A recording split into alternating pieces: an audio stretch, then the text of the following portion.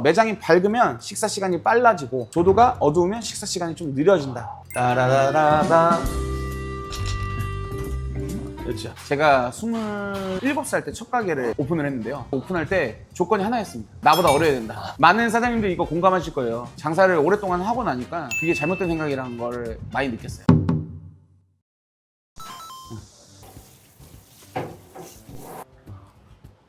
대표님 아, 피디님 오셨습니까? 땀을 뻘뻘 흘리시고. 실내 에어컨 청소해가지고. 근데 지난주 영상하고 좀 몰골이 좀 다르시네요. 아, 힘드네요. 힘들어. 지금 많이 좀 피곤해 보이시는데요. 에휴. 그동안 좀 어떤 일이 있으셨던 거예요? 일이 사람 하는 일이라는 게 항상 계획대로 흘러가진 않더라고요. 그래서 좀 많이 힘들었습니다. 창업을 한다는 게 네. 대표님처럼 경험이 많으신 분들도 참 힘든 부분인가 봐요. 많이 힘듭니다.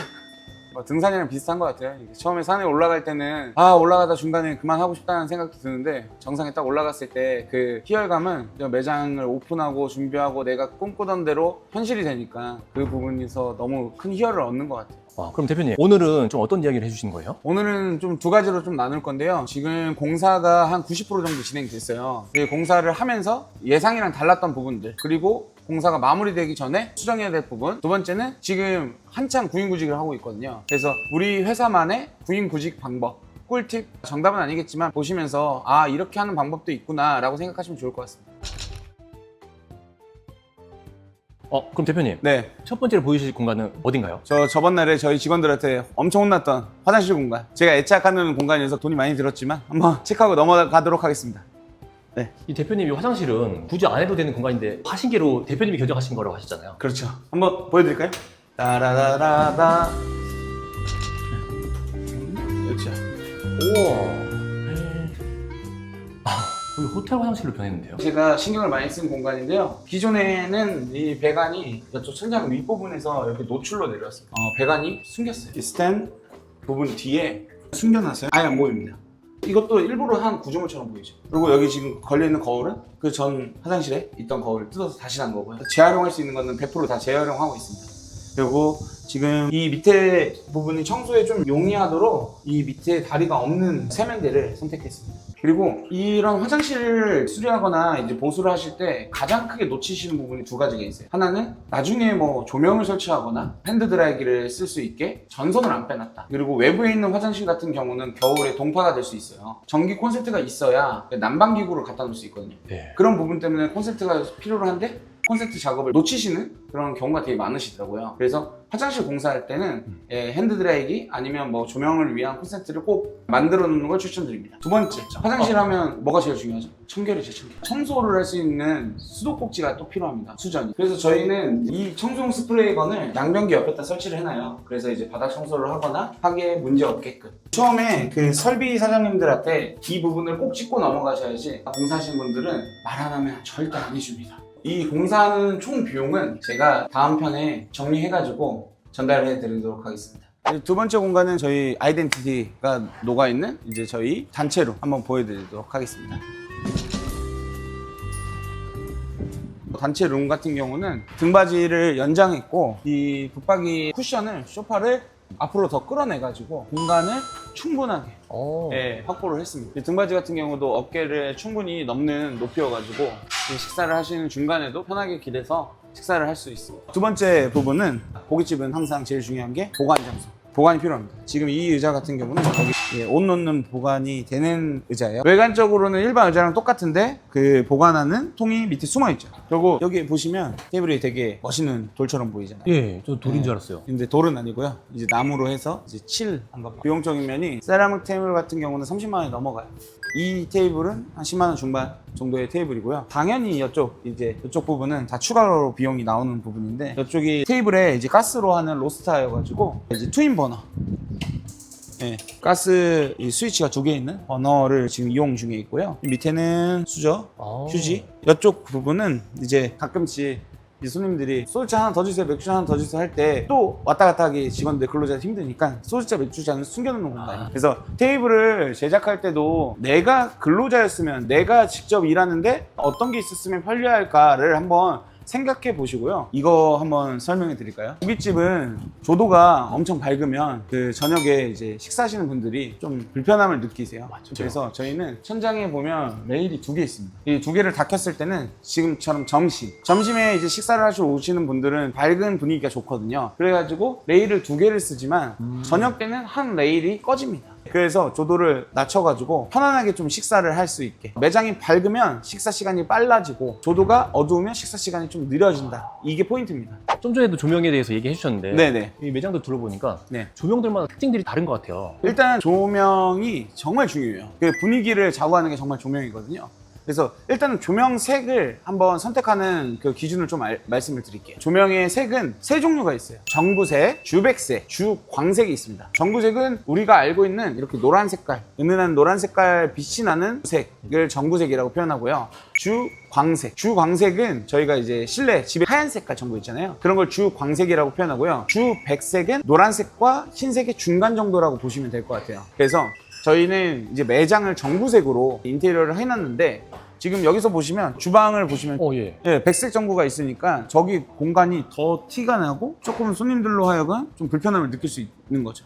톤이 일정하지가 않아가지고 저기도 이제 그 중간 색깔로 변경할 예정입니다. 손님은 좀 편안하게 드실 수 있게 은은한 조명, 근로자들이 근무하는 데는 너무 어두우면 안 되니까 좀 밝은색 조명을 쓰지만 너무 쨍한 백색은 피해라 라고 저희가 꿀팁 하나 전달해 드릴게요.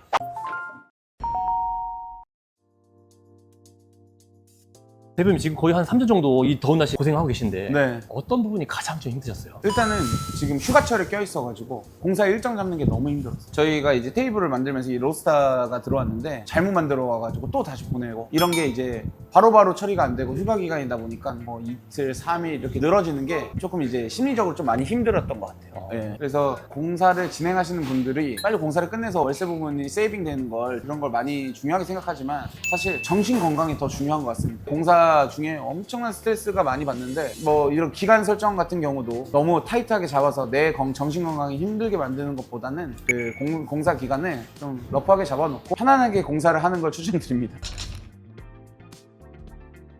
저희가 지금 열심히 이제 구인구직을 하고 있습니다. 근데 구인구직을 할 때 가장 중요한 건 뭐냐? 저희가 구인구직을 할 때 사이트를 많이 이용하는데 알바몬, 알바 천국, 그 다음에 사람인 그거를 막 비싼 돈 주고 하시는 분들도 있어요. 1일 막 5만 원, 10만 원짜리. 제일 중요한 거는 첫 페이지를 어떻게 맛있게 만드냐. 제가 근로자라고 생각해도 수많은 그 구인하는 업체들이 있는데 자기 회사 설명을 좀 정성스럽게 하고 뭐 어떤 비전이 있고 이런 거를 정확하게 써놓는 회사한테 먼저 전화가 오더라고요. 힘드시겠지만 여러 가지 이런 자세한 설명을 좀 곁들여 놓는 걸 추천드리고요. 또 요즘에 큰 업체들 같은 경우는 구인구직 영상도 제작을 해서 그런 구인 사이트에 영상을 올리는 경우도 있더라고요. 남들이랑 똑같이 구인구직을 올리는 것보다는 좀 더 그런데 좀 시간과 노력을 투자를 해서 구인구직을 잘 하는 걸 추천드릴게요. 그럼 혹시 인력들을 이렇게 구하실 때 네네. 또 운영하실 때 어떤 대표님만의 노하우 같은 게 좀 있으세요? 제가 27살 때 첫 가게를 오픈을 했는데요. 오픈할 때 조건이 하나였습니다. 나보다 어려야 된다. 많은 사장님들이 이거 공감하실 거예요. 자기보다 나이가 있으신 분들을 직원으로 썼을 때 좀 부담스럽지 않나 라고 생각하시는 분들 되게 많으실 건데 장사를 오랫동안 하고 나니까 그게 잘못된 생각이라는 걸 많이 느꼈어요. 왜냐면 사장님이 모든 걸 다 할 수는 없거든요. 어떤 분은 꼼꼼하신 분, 청소를 신경을 많이 써주는 분도 필요하고 또 어떤 분은 바쁠 때 급하지 않고 차분하게 운영하시는 분도 필요하고 또 어떤 분은 쉬는 날도 반납해 가면서 우리 매장을 위해서 도와주실 수 있는 분도 필요해요. 그래서 저는 가게 인력을 구할 때 제일 중요하게 생각하는 게 신구 조화가 되게 중요합니다. 젊은 친구들 같은 경우는 에너지 넘치잖아요. 파이팅 넘치고 가게 분위기 밝아지고 너무 좋습니다. 네. 근데 그 친구들은 항상 근태가 좀 문제죠. 뭐 물론 아닌 분들도 계시겠죠. 근데 보통 많이 그렇다. 술 먹고 지각하는 경우, 술 먹고 안 나오는 경우, 갑자기 예정 없이 퇴사하는 경우, 이런 경우가 대부분이 이제 젊은 친구들. 사실 그런 일을 피해갈 수는 없고 어떻게 현명하게 대처하느냐가 제일 중요한 것 같고요. 그리고 나이가 있으신 근로자분들은 처음 일 배우는 건 좀 느리세요. 왜냐면 새로운 시스템에 적응하는 게 당연히 젊은 친구들보다 느리지만 한 번 배웠을 때 오랫동안 그 일을 해주시고요. 근태가 일단은 완벽하시죠. 그 다음에 가끔씩 아빠처럼, 엄마처럼, 뭐 형처럼, 누나처럼 가게가 장사가 잘 안 돼도 좀 위로도 많이 해주시고 공감도 많이 해주시고 그리고 또 꼼꼼하세요. 젊은 친구들은 시키는 일 위주로 많이 일을 하고요. 빠르게 잘 하는데 경력이 있으신 근로자분들은 시키지 않아도 본인의 노하우를 접목시켜가지고 매장을 잘 이끌어 나가시는 장점이 있는 것 같아요. 그래서 저는 항상 좀 중요한 위치나 중요한 부분은 좀 나이가 있으신 경력자분들을 많이 뽑는 편이고요. 그 다음에 홀서빙 같은 경우는 좀 밝은 에너지를 내뿜을 수 있는 젊은 친구들을 뽑는 것 같아요. 그리고 일단 그 처음 가게를 오픈하신다고 하면 일단 구인구직을 너무 타이트하게 하지 마시고요. 한 1.5배 정도는 좀 뽑아요. 왜냐면 마음은 나 너무 잘할 것 같다고 하고 오시는데 사실 해보면 여기 매장이 나랑 안 맞는다고 해서 쉽게 그만두시거든요. 그러니까 그때 인력이 부족해가지고 오픈하고 나서 많이 힘듦을 경험하실 거예요. 그러니까 애초에 그 모집을 할 때 1.5배 정도, 많게는 2배수 정도 뽑는다고 생각하시고요. 스케줄만 잘 조정하면 되니까요. 그 다음부터는 한 달 뒤, 2달 뒤부터는 안정화가 되니까요. 그때 인력을 조금 조절하면 좋을 것 같습니다. 네.